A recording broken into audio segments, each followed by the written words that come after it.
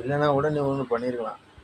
ஏன்னா ஒரு அதாவது திமுக கட்சிங்கிறது வந்து அமைச்சர் பதவிக்கு அவங்க வந்து நமக்கு வந்து ஒரு இந்திய குடிமகன், அதாவது நம்ம தமிழ்நாட்டுக்கு வேண்டி முதலமைச்சராக இருந்து வேலை பார்த்துருக்காரு. அதே மாதிரி உங்க இன்னைய கிட்டத்தட்ட பார்க்க சொல்ல போனாக்கி உங்களுக்கு ரெட்டை இலைக்கும் உதயசூரியனுக்கும் யார் உங்களுக்கு போட்டி விட்டான்னு கேட்டாக்கி எம்ஜிஆரை எதிர்த்து நின்றவங்க தான் கலைஞர் ராஜ், அதாவது திமுக. நான் வந்து உதயசூரியன் அப்படின்னு சொல்லிட்டு அவர் வந்து கார்டு பதிச்சிருக்காரு. அவரு ஜெயிச்சாரு. நேரத்துக்கு அவர் வந்து கிட்டத்தட்ட ஒரு ஒரு 2 3, அதாவது கிட்டத்தட்ட ஒரு 3 ஆச்சு தான் அவரால் புரிஞ்சிருக்க முடியும். ஏன்னா அந்த 2 3 ஆச்சு அவர் வாங்கிட்டார். யாரு? எம்ஜிஆர் வாங்கியிருக்காரு. சரியா இருக்கும். அதாவது எம்ஜிஆர் காலத்தில் அப்படின்னு சொல்லி பார்த்தாச்சுன்னா உங்களுக்கு குறுகிய முறைப்படி உங்களுக்கு சொல்லணும்னா அவர் வந்து ரெட்டை இலையில இன்னைக்கு வந்து எம்ஜிஆர் ஆட்சி வந்து ரெட்டை இலை. அவங்க 2 3 ஆட்சியும் இவங்க 4 ஆட்சியும் பண்ணியிருக்காங்க. இருந்தாலும் நம்ம இன்னைக்கு வந்து மறுபடியும் ஒரு எம்ஜிஆர் அப்படின்னு சொல்லி சொல்லக்கூடாது. என்னைக்குமே எனக்கு வந்து நான் அமைச்சராகனாக்கி என்னை நீங்கள் எப்படி சொல்லணும் அப்படிங்கிறத உங்களுக்கு சொல்லிடுறேன்.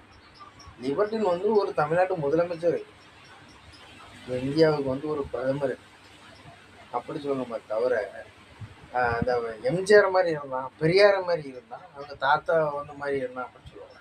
ஏன்னு கேட்டேன்னாக்கி அவன் வந்து போட்ட ஒரு பிச்சை காசை வந்து இப்போ நான் சொல்றேன், அவன் வந்து 1000 கோடி ரூபா சம்பாதிச்சு உனக்கு பிச்சை அந்த காலத்தில் போட்டிருக்கான். எங்க தமிழ்நாட்டு மக்களுக்கு நான் போட்டுட்டு போயிருவோம்ல அப்படின்னு சொல்லியிருப்பான். அந்த பிச்சை காசு தான் அவன் வந்து எதிர்பார்க்கான். இன்னைக்கு வந்து ஒரு விஜய் வந்து அமைச்சராக இருக்கான், அவனுடைய நடிப்பை எல்லாரும் பாராட்டலாம். அதாவது நான் நடித்தாலும் நீங்கள் பாராட்ட தான் போகிறாங்க.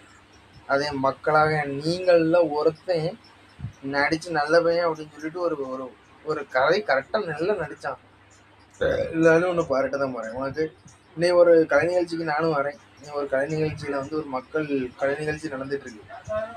அந்த மக்கள் கலை நிகழ்ச்சியில் வந்து அவன் நல்லா நடித்தா நான் யாருக்கு நீங்கள் ஒரு சீட்டை அவங்களுக்கு கொடுத்துருங்க. உங்களுக்கு 1 ரூபா இருக்குது, இல்லை நீங்கள் 10 ரூபா ஆளுக்கு 10 ரூபா தரணும். நீங்கள் யாருக்காவது கொடுக்கணும்னு நினச்சா நீங்கள் யார் நல்லா நடித்தாங்களோ அவங்களுக்கு கொடுங்க. அப்படின்னா நாங்கள் அந்த 10 ரூபாயை வந்து யாருக்கு கொடுப்போம்? நல்லா நடிக்கிறாங்க எங்களுக்கு பிடிச்சவங்களுக்கு கொடுத்துருவோம்.